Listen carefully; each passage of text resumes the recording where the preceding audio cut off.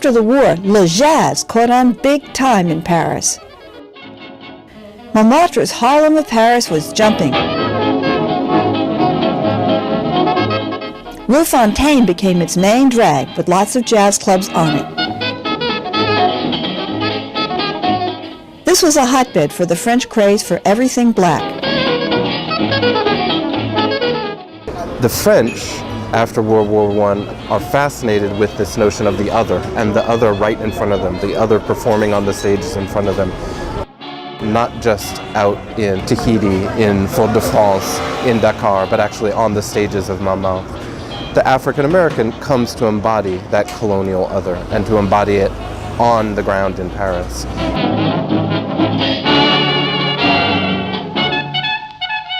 There are these two visions of jazz. On the one hand, jazz is seen as jungle music, in effect. Music produced by savages, music produced by Africans. Jazz was also seen as a kind of modernity. So, for example, there's a wonderful drawing by Paul Colin called simply The Jazz Band. And it shows a jazz band surrounded by icons of modernity, a steamship, a skyscraper, on and on and on. And there was also an idea that you had to be African American to play jazz.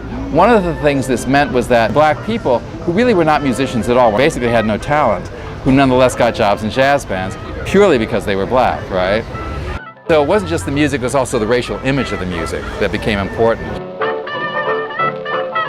The social policy in French clubs made Paris attractive as well. There was no racial segregation, even in clubs with an aristocratic clientele. Not so in New York, where most of the musicians came from. Even in Harlem, at the most glamorous night spots, the Cotton Club and others, blacks did the entertaining, but only whites were allowed at the tables. Nor was Paris segregated residentially. Although Montmartre became the main neighborhood for African Americans, there was nothing that made black people live here. And then finally there was the freedom to date white women, which was very attractive to many of them. And it should also be pointed out that some of the few black women also dated and had relationships with white men. And that was seen as not so much that that's the ultimate goal of racial equality, but given that that was the ultimate symbol of racial division in the United States, the ability to transgress that boundary symbolized more than anything else that people were truly free here. If anyone embodied the freedoms available here, it was the amazing Eugene Bullard, a non-musician who became one overnight, thanks to a few drum lessons. Eugene Bullard was one of the most respected men in Montmartre. A war hero, the first black pilot to fight in aerial combat. A Croix de Guerre winner, a good businessman, and happily married to a lovely French woman. In 1924, Jean Bullard was hired to manage a little club called the Grand Duke. Needing a singer, he sent to New York for Ada Louise Smith, known as Bricktop because of her red hair. Bricktop had been performing in these wonderful, big, elegant clubs in Harlem. And she arrives, and the Grand Duke is so small that she breaks into tears.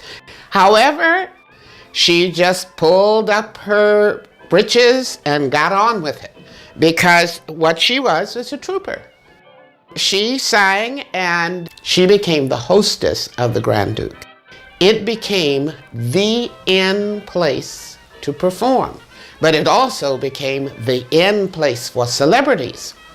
That Prince of Wales used to come there, and she taught him how to do the Charleston there, but they had to do it. They had to do it in the back room because he was supposed to, fraternize. So they did that. F. Scott Fitzgerald used to come there, and Hemingway used to come there.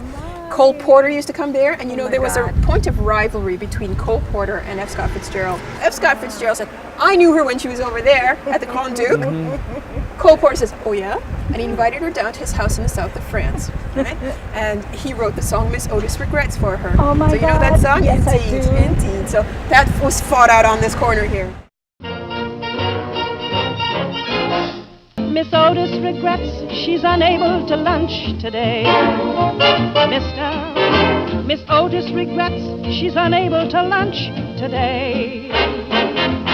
She is sorry to be delayed, but last evening down in Love lover's lane she strayed. Miss Otis regrets she's unable to lunch today. I know that without Cole Porter, I wouldn't have been anything. He and his friends formed a sort of protective cocoon around me. I got so used to it that I sometimes forgot what the outside world was like. Usually the reminding had to do with prejudice.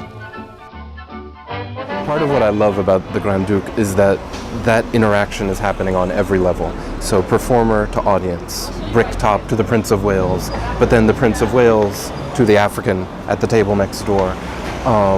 One class to another, one race to another, one gender to another.